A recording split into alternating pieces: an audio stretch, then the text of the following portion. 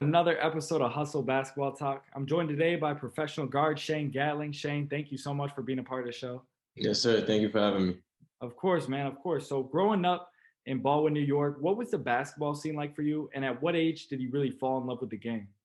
Um, I really fell in love with the game around 5 or 6 years old. Growing up, my dad put the basketball in my hands, and ever since he did that, I've been playing basketball every day outside, going to the parks, going to my father's basketball games and stuff like that. So I say around 5 or 6 years old. And then playing basketball in Long Island, it was kind of different because everybody in Long Island, I would say there's limited people that come out of Long Island to make it. And it was different than New York City basketball. New York City is more physical and more skill like rather than Long Island's more laid back. So playing on Long Island and in New York City helped me become the person I am today. So That's awesome, man. That's awesome. And then after having a strong high school career, you guys are one of the best teams. It was like you had a 33-0 record one year. yeah, I think that was my junior year. Okay, got you, got you. That was my junior year. So having an elite team, being one of the best players on the team, being a Division One prospect, what was the recruiting process like for you now coming out of high school, and what led you to play at Niagara? Um, Well, the crazy thing about it is that recruiting out of high school, I was only getting like Division 2 looks. I wasn't really getting Division 1 offers because the way basketball is in Long Island, Long Island gets overlooked a lot Yeah. unless you go to a school like Lou High or like one of those prep schools.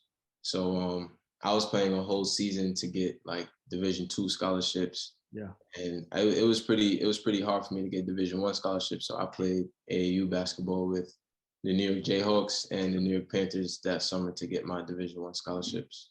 Okay, got you, got you. And then once you commit to Niagara, a lower level D1 school, but you get that opportunity, what was your experience like there playing that one season? At Niagara, I have my ups and downs at Niagara. Because when I first went there on my visit, they told me that they had trouble scoring last year, and that they wanted me to come in this year and help them score. So when I came on my visit, I worked out, I played well, and I felt like it was the right spot for me in my situation. So I committed. Yeah. And when I got there, they wanted to redshirt me because they wanted me to get bigger, and I had bad grades at the time, so they wanted me to focus on my grades and my body. But Got um, but I didn't want to redshirt because I knew that like going into college is like a clean slate with the grades at least, so it's like I could always get my grades back up, Yeah. and then uh, I was going to be there in the summer anyways to work on my body and take summer classes. So I didn't want to redshirt my freshman year. So I Right. told them, yeah. So I told them to give me the summer to prove to you that I don't have the redshirt, and then you can make your decision around when the season starts. For sure, for sure. And then after you have that one year there, kind of figuring out the system of college and right, getting the grades up and all that stuff, you decide to go play junior college at Indian Hills in Mhm. Iowa. What was that decision process like for you now to transfer out of Niagara, go play JUCO, and then what was your experience like playing at junior college? Well, when I knew that I wanted to leave Niagara, um, I was hoping to go to another Division 1 school, but after my freshman year, my stats were 5 points a game, 1 rebound, 1 assist, and I probably shot like 37% from the 3 point line.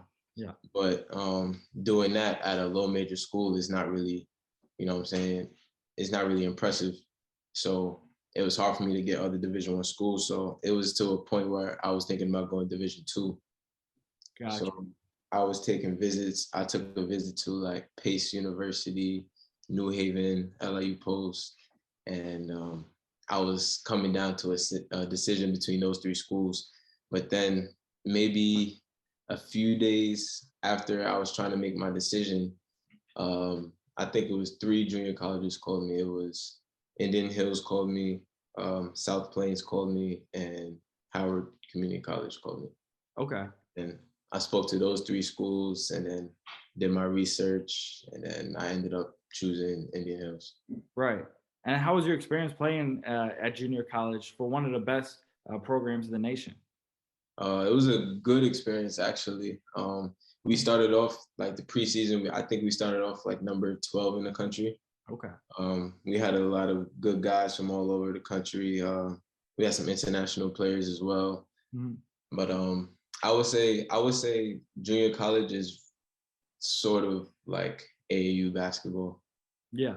But our team is different though. Like we've played together for a long time. Yeah. Like junior college, you're only together for 1 or 2 years, depending on when you get there. And it was just like we had a team of brothers, and I think that's why we had an undefeated season. For sure. Yeah. No, definitely. When you have that, chemistry and camaraderie, and like you said, it could be like AAU at times where everyone's just trying to get theirs, Yeah, trying to get their looks. But when you yeah, that's when you exactly everyone wins, man. When you win, that's yeah, the that's game. exactly what it is though. Yeah, 100%, man. And then after that undefeated season and a very strong season, what was the recruiting process like again now, your second time around, and what led you to commit to the Buffs and at Colorado and play in the Pac-12? The recruiting process was crazy. Like that, the recruiting process I had in junior college was the dreams I've had of getting recruited in high school. Like I Yeah. felt like a 5-star recruit. Like I was getting a lot of high major offers. I had a lot of mid major offers, and I probably had most of the low major Division I schools in the country. So it felt good. And then I leveled out my choices to about 3 schools. It was Dayton, Ole Miss, and Colorado. And Okay. then I visited Colorado, and I did well in my visit again. It's like same situation in Niagara. I did well in my visit. I got along with the team very well. And I just committed on my visit, and then I was there the next 2 weeks in the summer. That's awesome, man. That's awesome. And then how was your experience now after that exciting recruiting process? How was it playing in the Pac-12 for a couple of years? Pac-12 playing in there was crazy. It was like something I dreamed of playing, like playing in a Power Five conference, Yeah. playing against schools like Arizona, Oregon, Arizona State, like UCLA, schools of that nature. It was like a dream come true, basically. And I was like, I would still wake up every day like I'm really playing in the Pac-12 right now. Yeah. It's still like I'm living a dream. For sure, man. That's awesome. That's exciting. And like you said, that was the dream coming out of high school. So you made it happen. Yeah. And then after a couple years there, a few years at the Division I level, you decided to go play pro and pursue a professional career. You just got done with your first overseas season in First Division Bosnia. Had a Mhm. great season, 20 points per game, 4 assists, 4 rebounds, a steal. How was your experience playing overseas for the first time, not only on the court but also off the court? Well, on the court, I feel like I adapted to it pretty quickly. There was some things like some different rules and regulations that I had to learn and adapt to. But I think the professional game suits me well because I get to play my game, especially if I have a coach that really trusts me and believes in me. Hmm. So like I feel like that gave me confidence to play my game and to show what I could really do out there. And then off the court, at least in the country I was in, it was very boring. Like you had to have a strong mind to live up there. Like I lived with bad Wi-Fi. I could take like 5-minute showers. I'm eating the same 3-4 different meals every week, Oh, stuff like wow. that. I would say like where I was is not for everybody. Yeah. So And what advice would you give to someone that's going to pursue a professional career overseas? what advice I would give it to them is just don't expect it to be like the best thing ever. Like you might be in a great country, but you might be in a bad country. So you just gotta like keep a strong mind, and you might have to like find different hobbies out there or bring things that you like. Like you like to play video games, bring your video games because Yeah. like you're not gonna have access to the gym 24/7. It's not much to do out there. So you might have to find different hobbies or like you might have to find yourself out there. So just Yeah. and just make sure you love the games. If you don't love the games, it's not the life that you want to live. Right. You're not gonna last long if you can't, be okay being by yourself a lot of the time too. Exactly. Probably, huh? Yeah. Exactly. Like if you love basketball, then you're not gonna have a problem being out there because Right. you're out there for basketball. For sure. Yeah, no, definitely, man. And that's good you were able to adapt and kind of pick up those things quickly. And then what do you feel is your best strength you could bring to a team going forward on the court?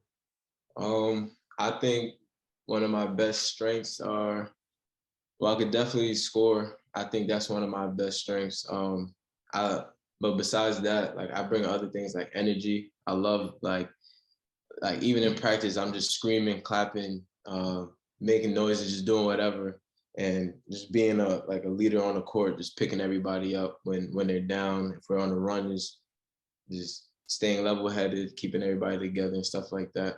So I just feel like I could bring scoring, energy, and leadership, and That's then awesome, man.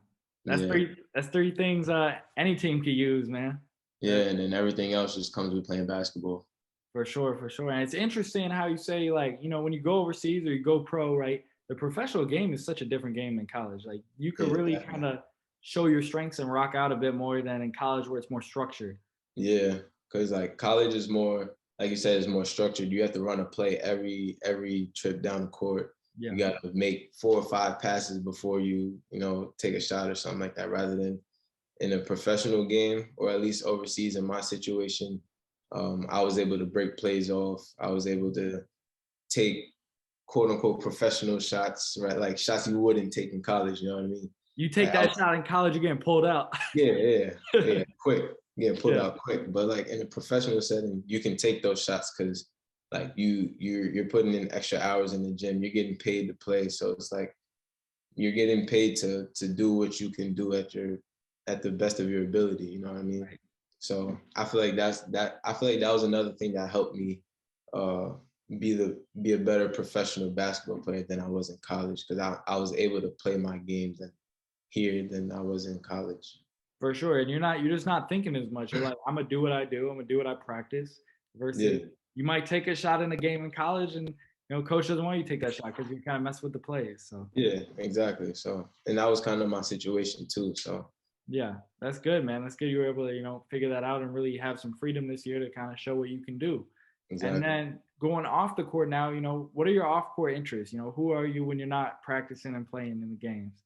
Well, me, I'm really not special. I play video games all day long.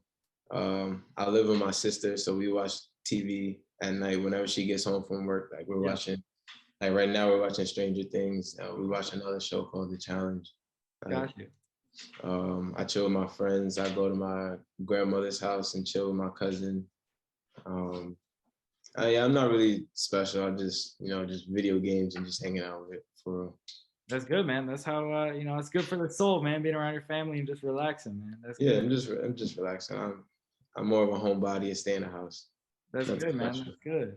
And then I'd like to end the show with what's your why? What's your motivation every day to get up in the morning and be the best person you could be? I just want to be, my why is I just want to make the most money possible doing the thing I love. It's like I never envisioned myself working. I've been playing basketball my whole life, so it's like I don't want to just throw that all away. I want to be the best basketball player I can be because I've been playing it my whole life. Yeah. And the fact that I can make hundreds of thousands or millions of dollars means it's just like I could be doing this for 10, 15 more years and I could be done for the rest of my life rather than going somewhere else, working for somebody. And that's not what I want to do. You know what I mean? Yeah, 100%, man. That's a good goal right there. And like you said, you've been doing it your whole life. You prepared for your whole life, and now it's here. Now the opportunity's here. You just finished your first season, and I Yeah. could tell you're gonna have a long career ahead of you, man. So Yeah. I appreciate it. yeah, of course, man. Well, I appreciate your time today, Shane. Thank you so much for being a part of the show, and shout out to your new agency, Niche Representation, for setting up this interview, man. Yes, sir. Shout out to Niche. Yep. All right, Shane. Take care, man. All right. Thank you.